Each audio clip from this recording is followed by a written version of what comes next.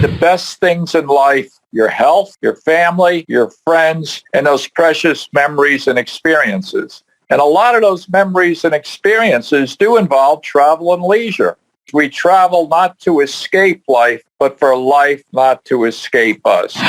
Welcome to the My Future Business Show, where we get you in front of your best audience and keep you there. Not only are we interviewing the biggest names in business to help you become even more successful, we're inviting you to book your spot on the show to help you grow your business. So at the end of the call, make sure you fill in the interview application form at myfuturebusiness.com/interviews. Hello and welcome back to the My Future Business Show. My name is Rick Nusky. I hope you're doing really well today, and thank you so very much for joining us.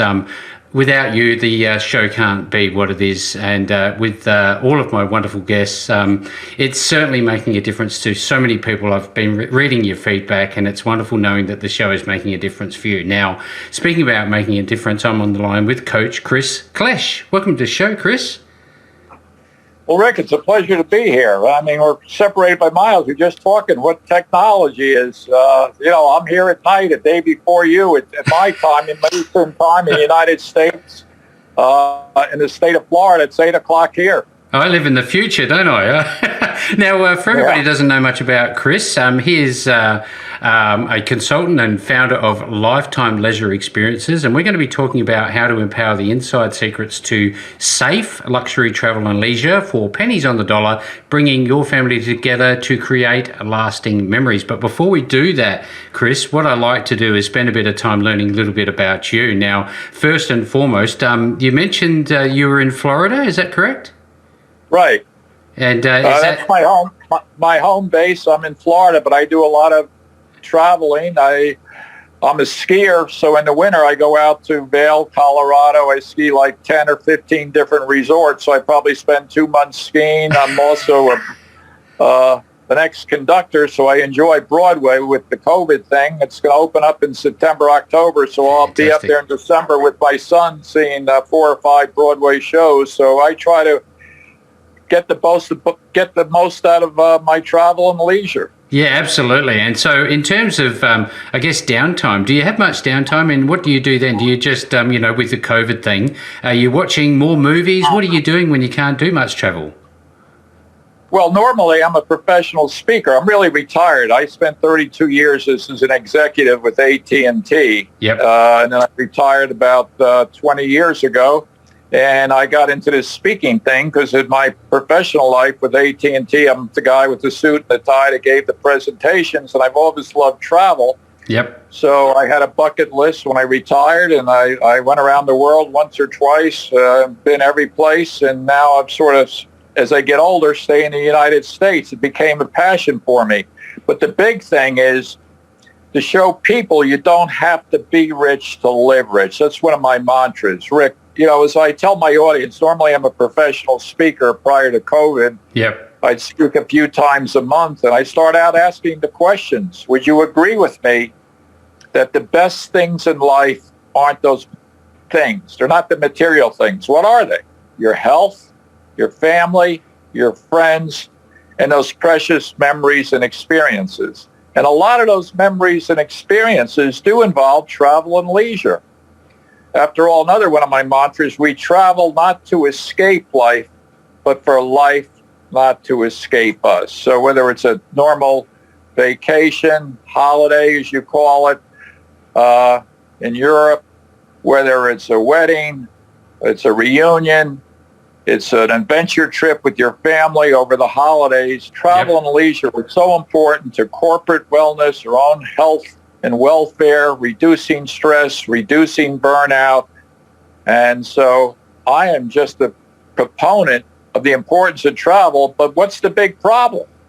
The problem is it's expensive. People can't afford it. The middle class in your country, my country, airfares are going up, accommodations, and what I try to do is provide the solution that you don't have to be rich to live rich. You could still live this luxury lifestyle. I'm not talking a Motel 6. I'm talking 4 or 5-star hotels, resorts, and pay Motel 6 prices practically for free. For instance, I don't pay to fly. I haven't paid for a flight in 14 years. Wow. And I'm not married to a flight attendant. So it can be done. And I've devoted the last 18 years, sort of like a drug to me. I read every blog, every book, interview every tourist, every concierge, every place I go to try to learn all the inside secrets of deals that you're not going to find in a book. These are inside secrets. They're like loopholes. How do we learn to travel, especially with a family, etc., without breaking the bank? So that's become my passion. I did it for myself, and now I look forward to share it with these audiences. And during the COVID situation, obviously, as you know, the live speaking engagements in my country here, United States, have been cut down. There's no association meetings or conventions, so it put professional speakers like me out of business. So I've been doing these interviews.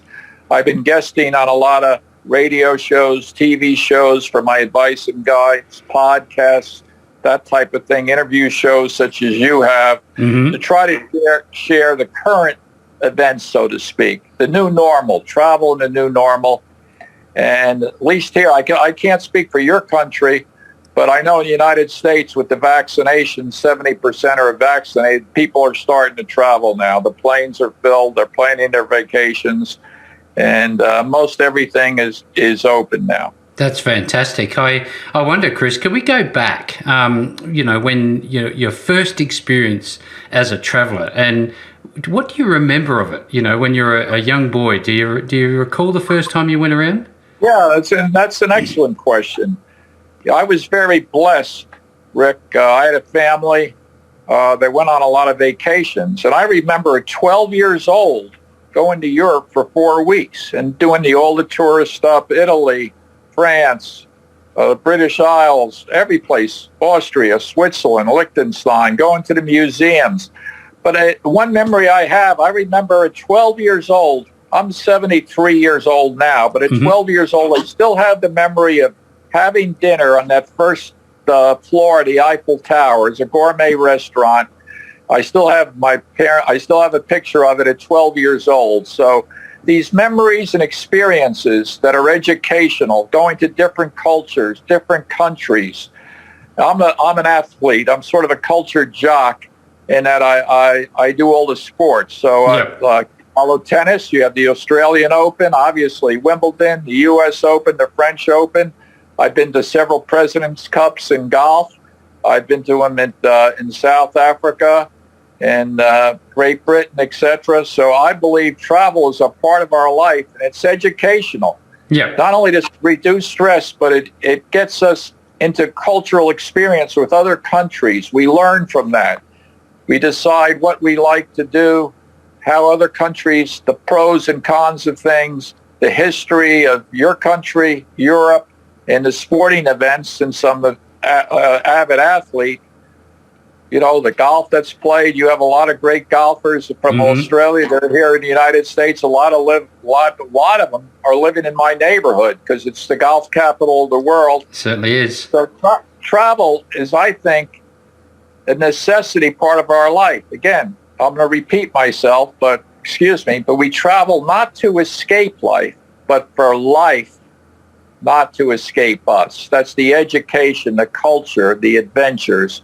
And sometimes we have to get on a plane to go to a different continent, go to a different country to experience that. And that all adds up to our memories and experiences. Thank you very much for sharing, Chris. This is wonderful. I wonder, Chris, if you could share, given your lifestyle would be markedly different to most of the people that, at least that I know, what does a day look like for you typically? Well, it depends. With this COVID thing, right now I'm a member of National Speakers Association, Florida Speakers Association. I've been doing a lot of these interviews. Yep. And so I try to read a lot of blogs. I study the industry. I read maybe 30, 40 blogs on travel a day, all these travel consultants, etc. So I try to keep up on the industry, what's going on, the restrictions, the quarantine, so I could give my clients advice and guidance. I also have a private coaching practice where people work with me one-on-one, where I help them facilitate their dreams. One of my business mantras for lifetime leisure experience is we look forward to servicing your dreams and bringing your families together so your memories can last forever.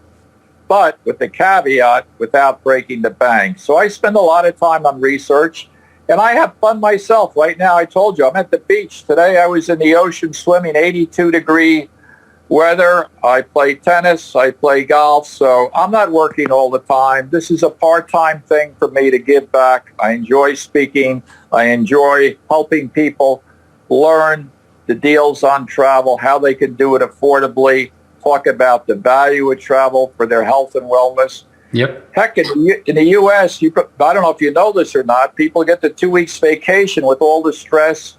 I mean, prior to COVID, they weren't even taking their 2 weeks vacation, whereas in Europe, I don't know about your country, they're required to take 4 to 6 weeks vacation. It's a whole different culture.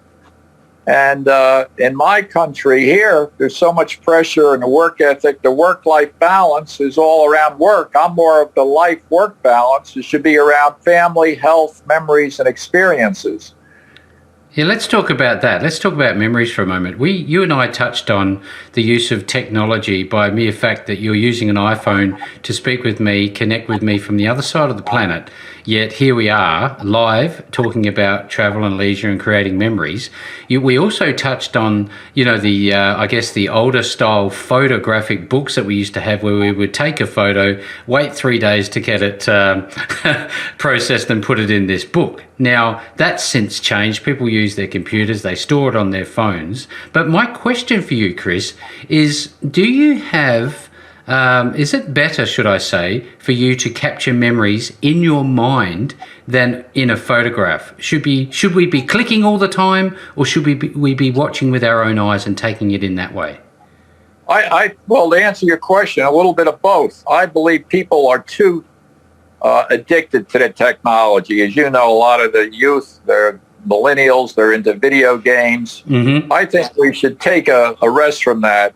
It should be part of our day. I'm not on my phone all day checking emails, going on podcasts, that sort of thing. I try to take in the finer things in life, speak to people. I still believe in face-to-face communications when I can have it. Not Zoom meetings. I'm a professional speaker. I'd rather speak in front of a live audience and look them in the eyes and get their feedback instead of a Zoom call. And then be able to answer their questions, and hopefully that'll come back, hopefully within the next year. Nothing's definite. Like I said, I don't know what the future is, but I know here in the United States, people are traveling now. The planes are filled. I just got back from a few weeks ago from Lake Tahoe, where it's really a second home for me. And I was out there, and I'm back here, and then I'll be back in Colorado in a few weeks, and then my son comes down here to the beach, and I'm looking forward to going to Broadway, which is in New York, where all the Broadway musicals are, and celebrate Christmas up there with all the decorations and everything else as a citizen. And then that's December, and then I look forward to skiing again. I think let me just tell your audience this. I think there's 3 aspects to travel. The first one is planning a trip. You got to book the trip. You got to execute. The further in advance you plan a trip, the cheaper it is for you. You're going to save money. That's number 1. Number 2, it gets you through a year. If you have something planned 6 to 8 months out, maybe a year out, you look forward to it. It gets you through troubled times. Endorphins go to your brain, serotonin, whatever the chemical is. Yep. You're saying, God, in 6 months, I'm going to have this family reunion in this country or that country, if it's international travel, or I'm going to go on this cruise. So it gives you a high. It gets you through troubled times, something to look forward to. And then you actually have the adventure and the experience of that travel endeavor. Again, whether it's a cruise, you're going on an African safari, you're going on a fishing trip, you play golf, you're going to Disney World here, you're going to a sporting event, the Australian Open or the U.S. Open or French Open or wherever it is, or seeing museums when that comes back. And you're actually having that adventure experience, educational experience. And then, like we said, with this technology, we're capturing those. It's so easy to capture those with our iPhones and iPads and share those experiences with our friends and family. And basically, we build a legacy. So that's really the three aspects of travel, the importance of it. I'd love to learn a little bit more about, I guess, the moment, the genesis for your business. When did it come to you, this idea of helping others through lifetime leisure experiences to save? Yeah, that's an excellent question. I started working after I retired. I mean, I have 2 degrees. I have a Bachelor of Science in music and radio and TV, and then my corporate job paid for my MBAs in finance and marketing. But when I retired, I had a goal to travel. I enjoyed travel and leisure, even in the United States, seeing different states, different weather climates, play different sports. So I was fortunate that I got to travel a lot. And then as a speaker, I've always been a professional speaker in front of an audience. I got involved with the National Speakers Association, local speakers association. Everybody was asking me, how do I afford to do this? I mean, I'm not Donald Trump. I can't afford it. I'm just a middle class guy. And I always got these questions. How do you afford to do it? And I said, well, I learned all the tricks in the trade because I read, I study it. It's in my blood. I interview a lot of people, and I've learned how you can travel in luxury on a budget. Then I had groups wanting me to speak to them and share those tips, so to speak, and that brought me into my professional speaking business. And then obviously I got coached as a speaker. And in the United States, if you're not funny, you don't get paid. So I started doing stand-up comedy. So I'm more of an entertainer now. So I consider myself a presentainer. Not only do I give value with my travel tips, I entertain them with my comedy. So what's that? Presentainer. A presentainer. Yeah. I've never heard that before. That's great. Well, I don't know about in your country, but when they pay speakers at conventions, association meetings, trade groups, they don't want a professor up there. They don't want, information you could get on YouTube. They want a personality to deliver it in a very entertaining way, and I try to do that. And so I got this a mentor. I believe in coaching and mentoring. I'm in a mastermind group of professional speakers, and the leader of the mastermind groups makes U.S. dollars now, $15 million a year speaking and consulting. He's the one that told me, he's sort of guided my career.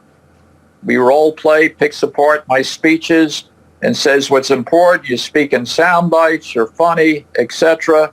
You give value to the audience. It's not about me. It's about the audience getting the value. You're giving them transformation. What I like to do, whether it's on the stage or even on this interview, is give some transformation to your audience about the importance of travel. And then obviously we'll get into some of the travel tips that I show people how to save 80, 90% from their travel budget. I'd love to shift gears to that very point right now, Chris, by starting off asking you about the 4 R's. Can you share what they are with us? I found them on your website. Retreat, relax, renew, and remember. Yeah, I mean, it's all about that. We all, even in this COVID environment, where a lot of people have been cooped up, sheltering in place, in jail. I know, and I don't know about your country so much, the restrictions. You can't have big family gatherings. Schools have been closed, beaches closed, health clubs closed, restaurants closed. And now that they have vaccinations, I think where we can, we're not 100% open, but where we can, whether it's your country or my country, we all need to, for our health and wellness, retreat, relax, renew, rejoice, and remember for a lifetime. We all need to do that. It's part of our life cycle. Like I said, it's better for relationships. There's studies that have been done for working people after they go on a vacation or a holiday, I think they call it in Europe. When they come back, they're refreshed. They perform better on their job. There's reduced stress, reduced burnout, working.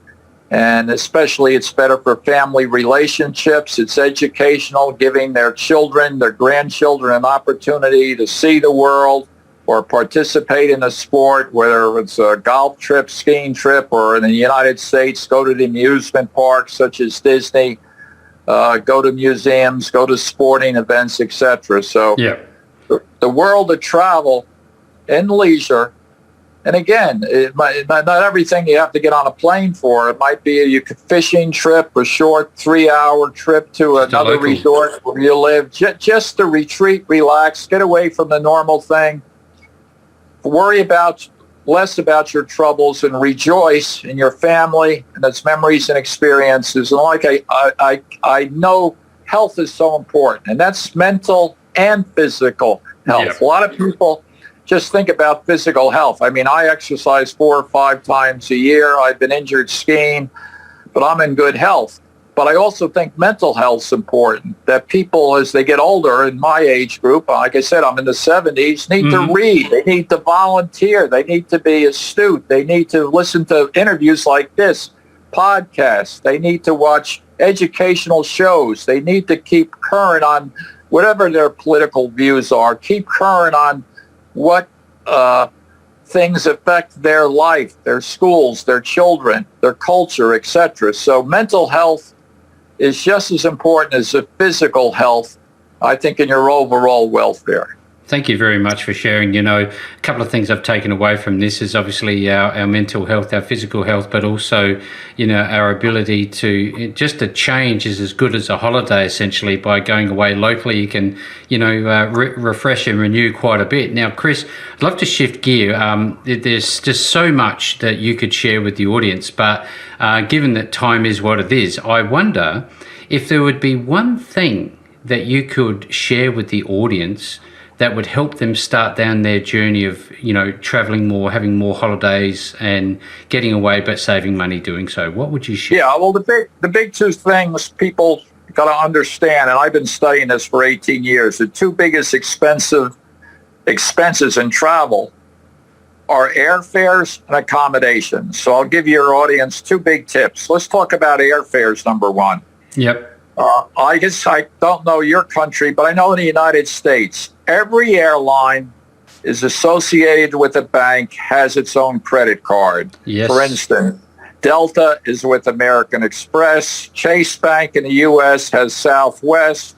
American Airlines is another one. Now, if you look at international airlines, I mean, British Air, I think, is with American Express. Every bank has an airline-sponsored credit card. And there's what's called these sign-up bonuses, where you spend a minimum, I'm talking about U.S. dollars now, yes. We'll translate it, you know, to your economy in different ways. But I'm talking in my U.S., if you spend the equivalent of $2,000, you're going to get 70, on Delta, for instance, 70,000 frequent flyer miles. That's enough to travel from the U.S. to Australia for spending $2,000 as you normally spend, and you get that right on a credit card. It goes into your frequent flyer account. Now, if you have a spouse, a wife, you get a credit card, she gets a credit card. That's 140,000 miles. And then if you have a business like I do, if you're an entrepreneur, solopreneur, etc., you get a business card. So you leverage the credit card sign-up bonuses. You pick the destination you want to vacation to or holiday to, as you say.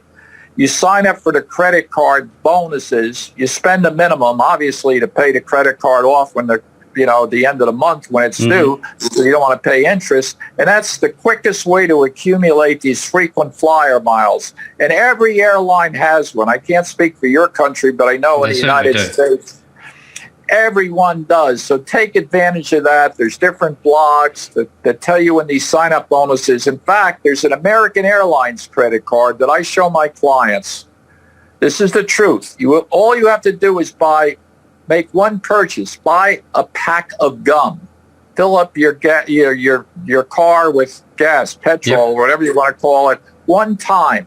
At the end of the billing cycle, you're going to get 60,000 frequent flyer miles, American Advantage miles, and they're reciprocity with British Airways. So you get a card, your wife gets a card, your spouse gets a card. That's 120,000 miles.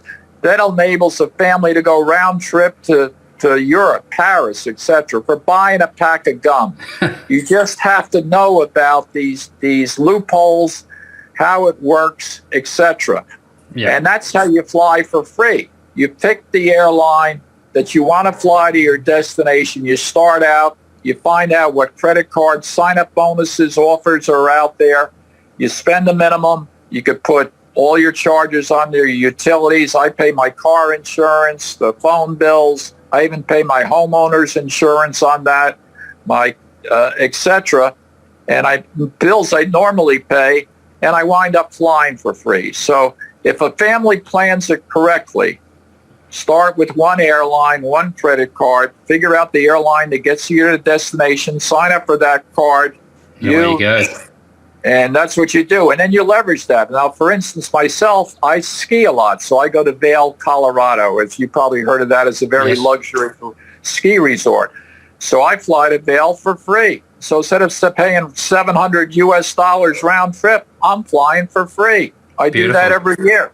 Yeah. Now, the second tip is accommodations.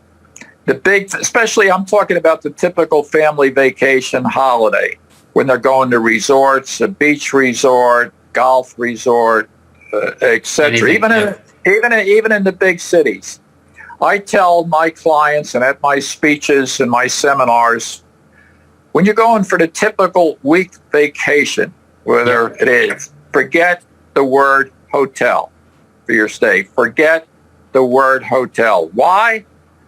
I'll talk about the U.S. I don't know how it translates to your country. But in the United States, you have Marriott, Hilton, Westin, Starwood, Wyndham, even Disney, even the Ritz-Carlton. They're all hotels. But they all have timeshare or vacation club products. Why pay for hotels when you could rent from an owner? And the site I use, it's an international site now, redweek.com, REDWEEK, and rent a timeshare or a vacation club property from an owner now, not from the hotel chains, and rent a 1, 2, or 3-bedroom unit that sleeps 4, 6, 8, 12, that comes with a full kitchen, washer, dryer, full resort amenities, and pay less than a hotel room. So if you're traveling with your family and your grandchildren, instead of thinking about that hotel, look on the internet. I don't know how it is in your country, but in the U.S., these timeshares are in every resort area, every major city, and some of them come with free golf. They all have luxury resort amenities. I'm staying at one tonight. I'm right on the ocean, overlooking the ocean. There's hot tubs, miniature golf, tennis, and I'm paying. They all have free Wi-Fi. There's no tax by renting from an owner, and it's an alternative to staying at your traditional vacation.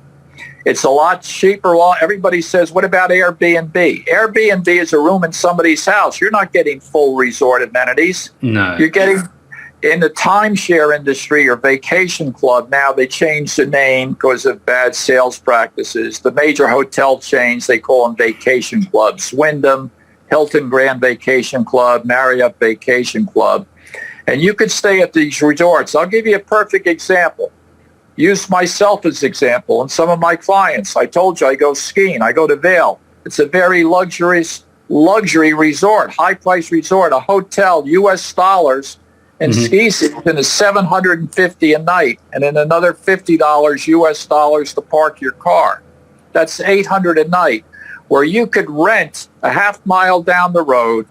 It's called Marriott Streamside Vacation Club from an owner now. Just go on the internet, pick your dates, and get a 2-bedroom unit that sleeps 8, 3 flat screen TVs, free Wi-Fi, full kitchen, washer, dryer, free underground parking, a clubhouse with an indoor-outdoor pool, weight room, sauna, steam room, whirlpool, hot tubs, free vacation, right? And you're going to pay 1/3 less. You're going to pay $200 or $300 a night, no tax, to sleep 8 in all those amenities than you would paying for one night in a hotel room. How could you go wrong with that? I sit here and I think to myself, there is obviously so much that people could learn from you, because I can tell that you're a wealth of knowledge. You've done it. You've walked the road before us. And for those who are on the call today, you definitely want to reach out to Coach Chris to learn more. But with that being said, Chris, I'm wondering if you could share a little bit about your coaching program and what people need to do to get involved with you. Well, I'm a professional speaker, and I have done some international talks, few talks, that they have an association and want some of these travel tips to talk, not just the travel tips, but to really get into the work-life balance issue, the importance of travel, and then how to save 90%. I'm a professional speaker. But what I try to do with my coaching program is I for your audience here, they'll get a free consultation for me if they go to Coach Chris Speaks, that URL, CoachChrisSpeaks.com, and I have an automated calendar, and book a time with me, and I'll be glad to answer their questions, point them in the right direction. And then if there's a meeting of the minds, I work with them, different programs. I have an hour coaching program. They tell me in English or where they're trying to travel to, and I'll walk them through the resources, what newsletters to get, etc., what resources, how to get them on these preview, what they call them timeshare preview tours. So you stay for like 70% off. All you have to spend is an hour of your time with the salespeople, but I help that out because I tell them what to say, so there's no high pressure sales. So they can get a hold of me. My email, if they want to email me directly, they could email me at lifetimeleisure@bellsouth.net.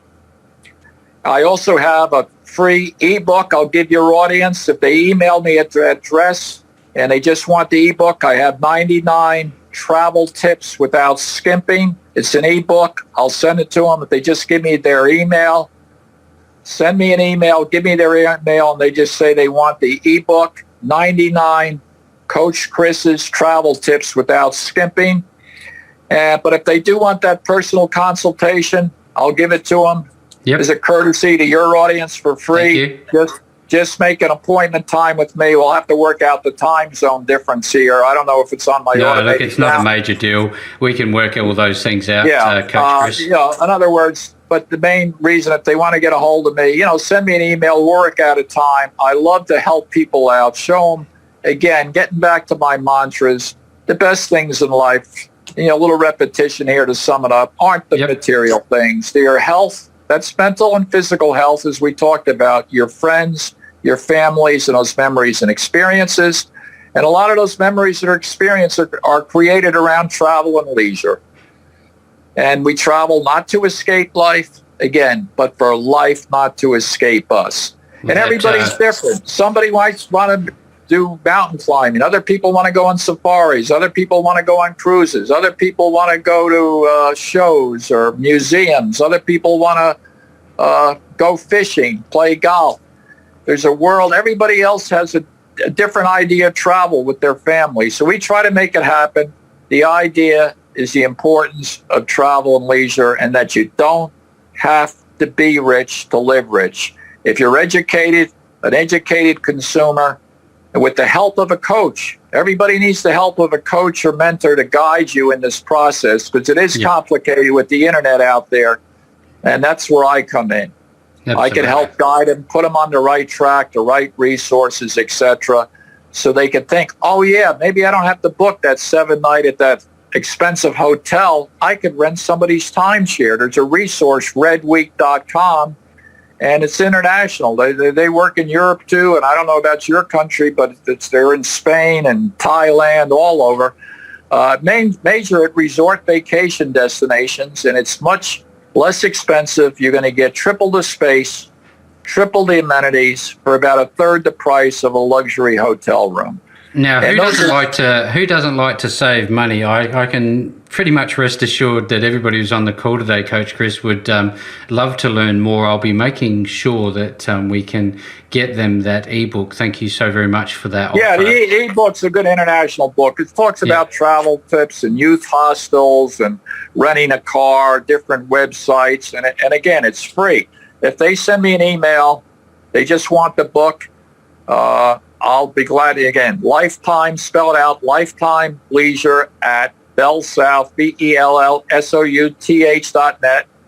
Just mention your show, Rick, that you heard Coach Chris on your show, and I'll get it out to them. Give me their email address, and they could download it themselves, 99 travel tips. If they do want that consultation with me, they could either send me an email or go to my automated calendar system, CoachChrisSpeaks.com, and book a consultation with me, and I'll point them in the right direction.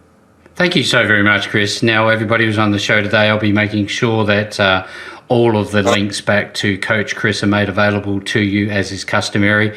And with all that being said, Coach Chris, thank you so very much for spending some time with me on the My Future Business Show. It's my pleasure. I mean, this is I don't usually do these international calls because sometimes I feel I'm not well equipped to discuss travel in your country. Obviously my expertise is in the United States and in Europe, that sort of travel, but it still applies to everybody. Absolutely. The benefits of travel, whether what country you're in Africa, you're in Asia, the importance of travel and leisure for your health, wellness, reducing that stress, reducing that burnout, visiting other cultures, getting that, they call in the United States the bucket list trip when people retire. They want to check things off. God, I always dreamed. You want to dream for a moment, but remember for a lifetime. Thanks for joining us today. If you enjoyed the call, then make sure to subscribe, leave a comment, share us with your friends, and book your spot on the show at myfuturebusiness.com/interviews. And if you're looking for solutions that will help grow your business, then visit myfuturebusiness.com/shop.